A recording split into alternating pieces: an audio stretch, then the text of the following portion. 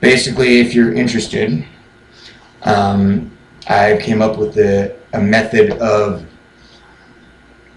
taking commercial airliners and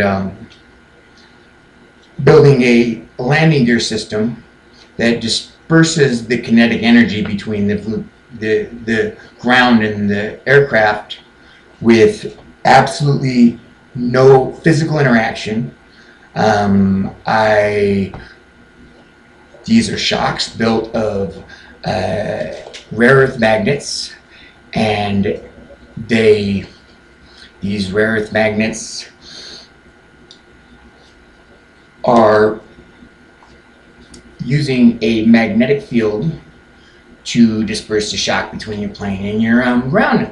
So when the plane hits the ground, now because you have this magnetic field and because there's no physical interaction like conventional shocks that use fluid or use springs, no matter how much two magnetic fields interact with each other or repel against each other, the simple fact is that atoms and electrons are very stable objects, and they and you can't wear them down, you can't wear it out. So now you have a shock that you put on your Boeing 747, and it is monitored with because it's a very strong electromagnetic field created inside this device, that a very simple method of fail-safing your suspension system for your aircraft now is created. So if for some reason mechanical failure or manufacturing defects cause the apparatus to ever go outside the safe realms of its created purpose, then the same coil that monitors it is also used as a subsystem to disperse energy.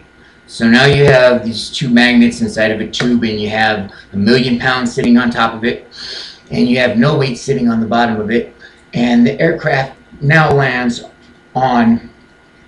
So you're taking landing gear's got to be pretty tough.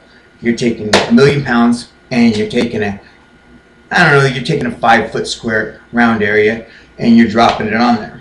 There is literally more physical interaction in a 747 landing gear, especially the front one, than any other force that's probably exerted on Earth. Now, because of this fact that these systems, first of all, can only be made so strong, and so when this is a landing gear that will never, no matter what you do, ever break off in landing.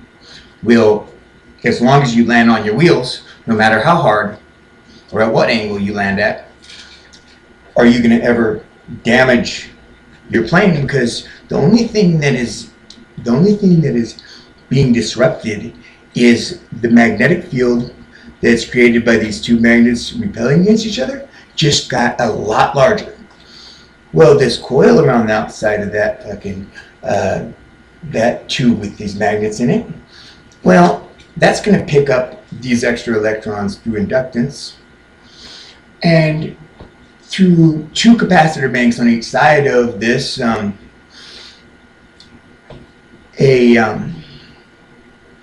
these two capacitor banks, a system of dispersing kinetic energy through inductance. So basically, now, how much electrons are you going to allow flow through this coil? And that's how much dampening effect you're going to have on your shock. So not only do you have a subsystem of making sure when the plane lands way too hard. Another thing you might want to put these things on is those helicopter seats.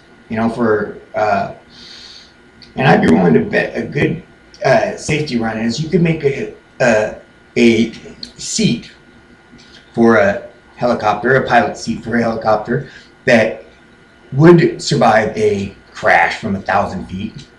Dead drop, which most conventional helicopter seats can handle, like 40, 50 G's of force. But somehow the fucking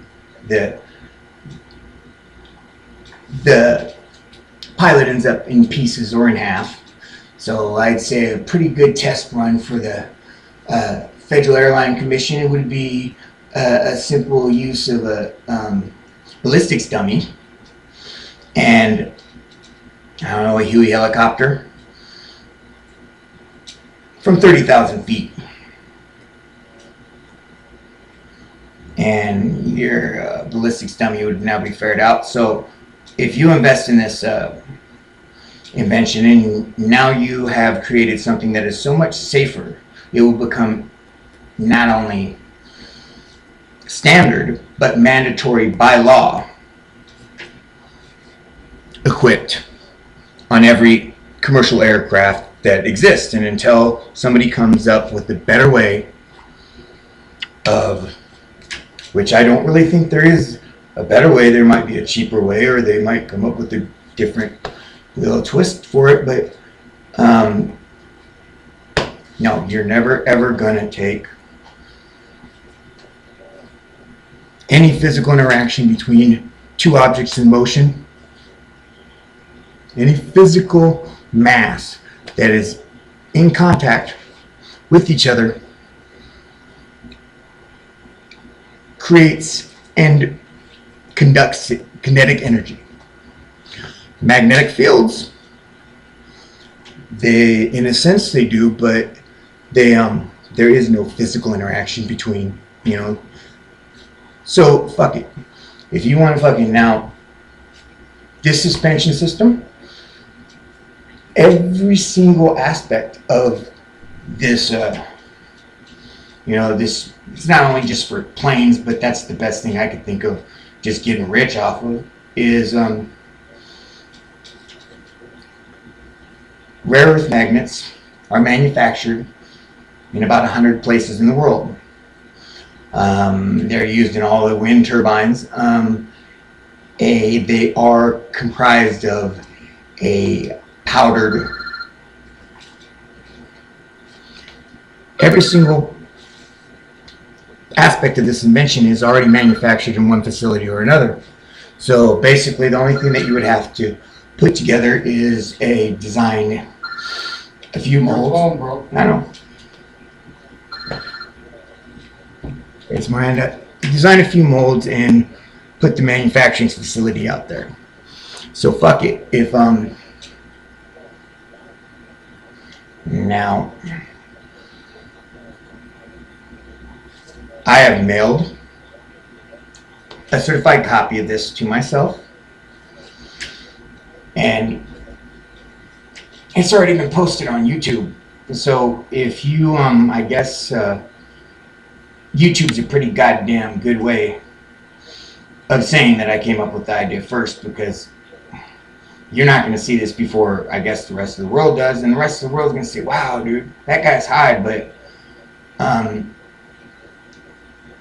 one of you, probably the first one that has any sense, venture capitalist, is going to make a fucking $1 trillion. What do I want out of it? 60%. I don't want nothing to fucking do with it, except that I want 60% of the money. That's the rest of it you keep, I don't know. I would say that you could pretty much charge anything you want for something that is mandatorily standard. So patent it, test it, prove its safety and reliability, and then I guess do what you always do and buy yourself the next president, and you won't even have to, and lobby it and make it law and own it. It's like airbags, SRS airbags. I know somebody got really, really, really rich off that one, and that was laughed out in the fucking 60s. A